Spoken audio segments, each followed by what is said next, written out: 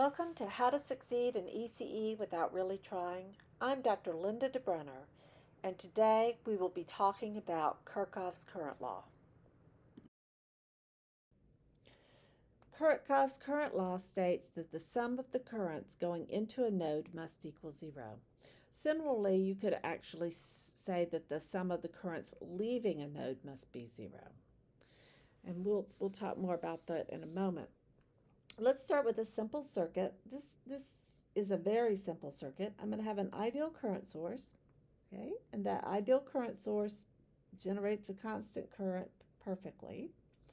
And I'm going to make this ideal current source be 5 amps, and I'm going to have a simple circuit. It's only got a 10 ohm resistor, and we need to know the current going into this resistor. I'll call this I. Okay.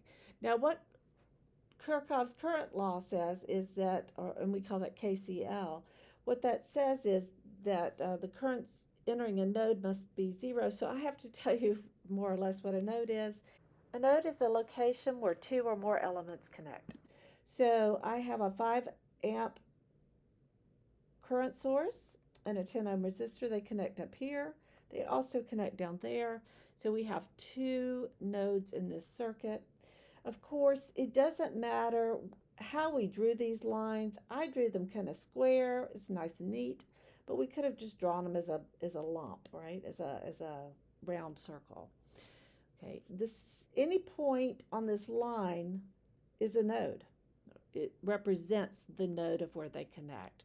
Each of these lines is an ideal wire, so it has no resistance. So we can draw it there. But this whole thing is the node. So let me give that node a name. I'm going to call it V1. And the node down here, I'm going to call 0. And our symbol for 0 is going to be 3 lines like that. It's called a ground symbol. Ground, like the ground. And what we're using in circuits is typically what we would call a common ground. So that's relative to other voltages. We can define all of our other voltages relative to that ground line.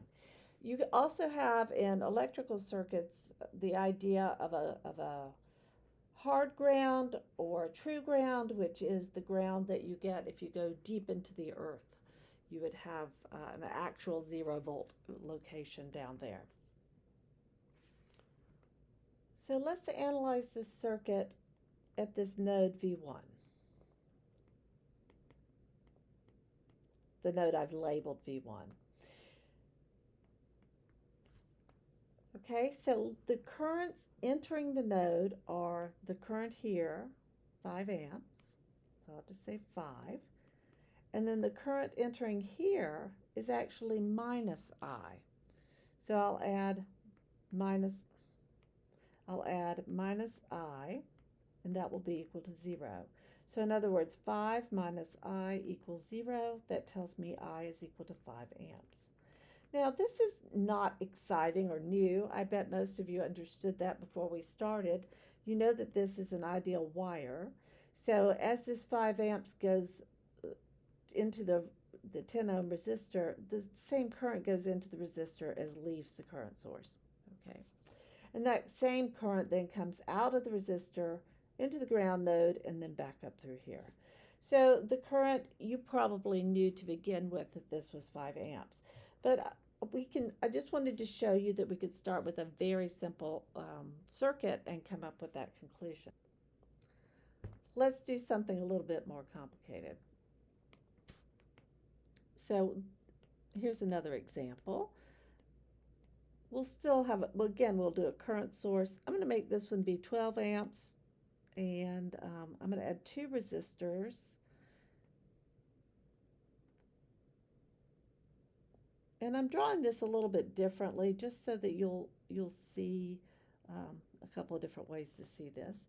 And I'm going to make this to be a 4 ohm resistor, and I'll make this be an 8 ohm resistor.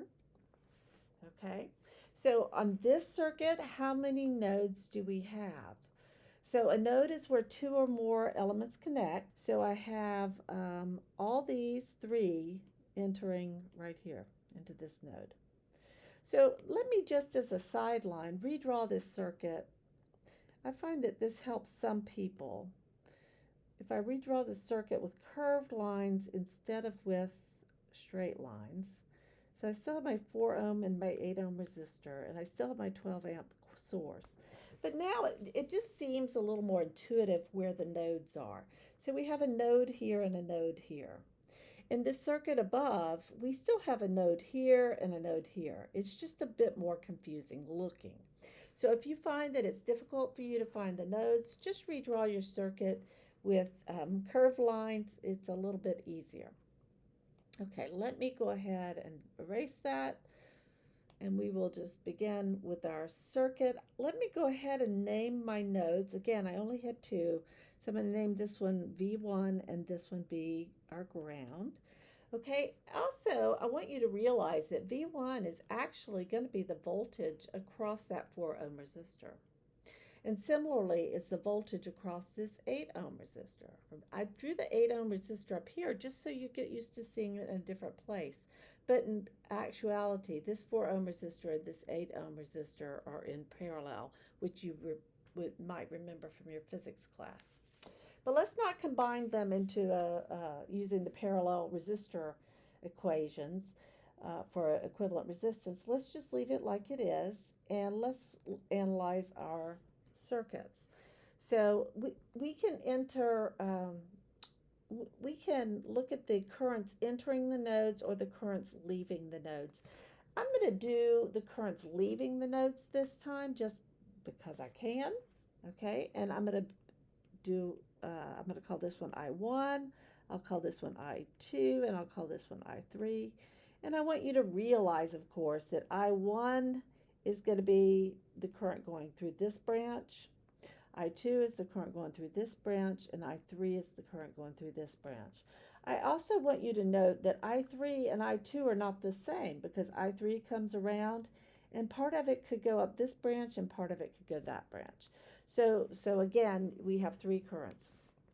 So let's do our analysis at node 1 or V1, whatever you want to call it. We have sum the currents leaving. We'll have I1 plus I2 plus I3 equals 0.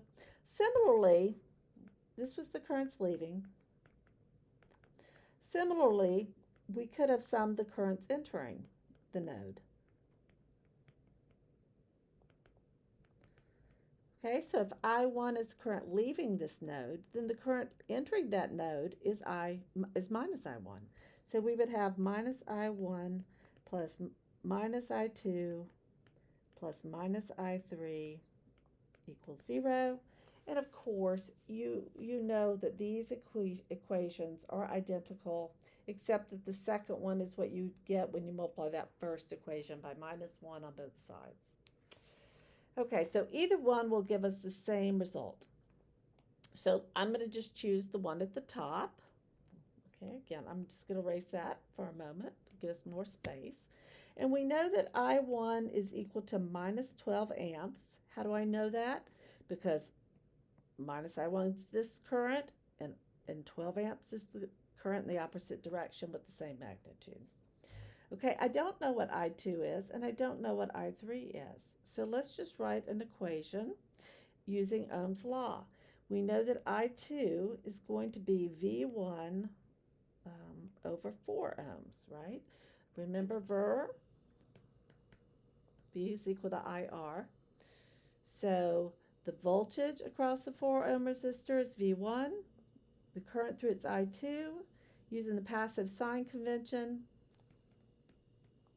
we have the current I2 entering V1, so we know that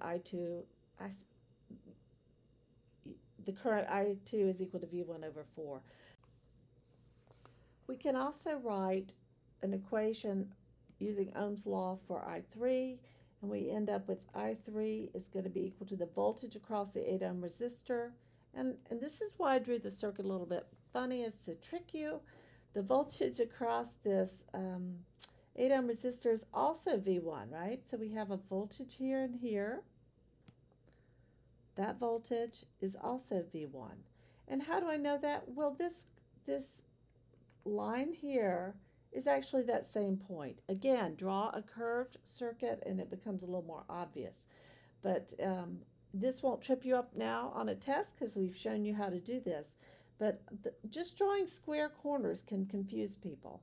So take away the square corner and it will be easier for you to see. And just draw it with curved lines if that helps. You won't need it for very long. Okay, so I3 is equal to V1 over 8 ohms. Okay, now we can plug these values that we have into the equation. And we end up with minus 12 amps plus V1 over 4 plus V1 over 8 equals 0. There it is. We plug into our equation and we solve for V1.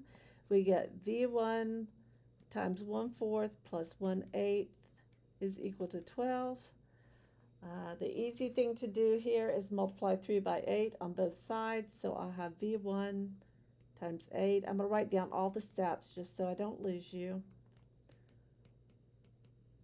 So that gives me V1 times 2 plus 1 is equal to 8 times 8 times 12 is 96.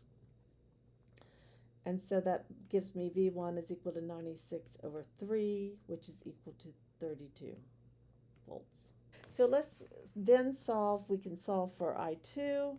I2 was going to be equal to V1 over 4. So again, 32 over 4, and the units will be amps, so 8 amps. And I3 is equal to be V1 over 8, which I just remember from the previous page. So 32 over 8 is equal to 4 amps.